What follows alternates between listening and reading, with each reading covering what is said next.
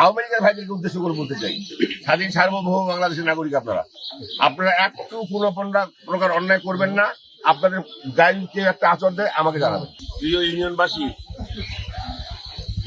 আপনাদের সামনে কথা বলার মতো সাহস আমার নাই। আজকে এই কিছুক্ষণ আগে শুনলাম যে আওয়ামী লীগের বিষয়ে তারা দেওয়া আছে, এর আগেও জানতাম না। যদি আগে জানতাম আগেই ব্যবস্থা নিতাম। যাই হোক, সুদীর্ঘ 17-18 বছর পর আমাদের একটা বিজয় এসেছে। স্বাধীনতার উভয় পক্ষের শক্তিগুলো এক হয়ে একটা ম্যান্ডেট দিয়েছে, যার ম্যান্ডেটে আমরা রেকর্ড পরিমাণ ভোট পেয়েছি সারা বাংলাদেশ।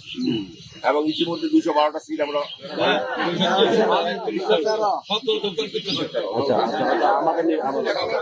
রেকর্ড সংখ্যক সংসদ সদস্য হিসেবে আমরা পার্লামেন্টে যাচ্ছি।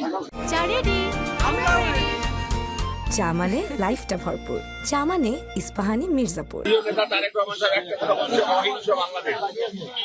তিনি কোনো হিংসা রাজনীতি করতে দেয় নাই, কোনো মশলার রাজনীতি করতে দেয় নাই। আমি উভয় দলের নেতা কর্মীদেরকে বলবো, প্রত্যেক দলে কম বেশি দুষ্ট প্রকৃতির লোক আছে, তাদেরকে দল থেকে বহিষ্কার করার জন্য নির্দেশ আছে আমাদের। কোন অবস্থাতেই যেন আমাদের এলাকায় শান্তি শৃঙ্খলা ভঙ্গ কেউ করতে না পারে, সেদিকে উভয় দলকে আমি অনুরোধ করবো। এলাকার শান্তি, এলাকার উন্নয়ন। আজকে দুঃখ লাগে, আমার ইউনিয়নে একটি সেন্টারে আমরা ফার্স্ট হয়ে যাই। আমি মুখটা দেখাইতে পারি না, ওখানে উপজেলার সভাপতি আমার এলাকায় আমি হেরে যাই। এর মতো দুঃখ আর নাই, এই রেকর্ড থেকে যাবে। তারপরেও আমাদের এমপি মহোদয় তিনি বারবার আমাকে আসতেই ছিল না। এত লোকের সঙ্গে দেখা করবো, বারবার বলছে না আমি যাবো আপনাকে নিয়ে, পার্টি পিস করবো, পার্টি পিস বলবো, তারপর আপনার সঙ্গে ছেড়ে দিব। রাত 3:30টার দিকে আমাকে বাড়ি আসতে হয়, কারণ অনিচ্ছাকৃত দেরি করার জন্য আমি মাপ চাচ্ছি। আওয়ামী লীগের ভাইদেরকে উদ্দেশ্য করে বলতে চাই, স্বাধীন সার্বভৌম বাংলাদেশের নাগরিক আপনারা একটু কোনো প্রকার অন্যায় করবেন না। আপনাদের গায়ে কেউ একটা আচরণ দেয় আমাকে জানাবেন। আমার দলের হোক, আপনার দলের হোক, অন্যায়কারীকে প্রশ্রয় আমি আমল দিব না।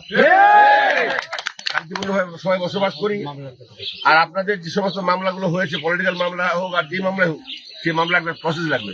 এখন কাল পরশু আমাদের নেতা যাবেন পার্লামেন্টের সদস্য হিসেবে, খবর নিবেন, ইনশাআল্লাহ তিনি মন্ত্রী হবেন।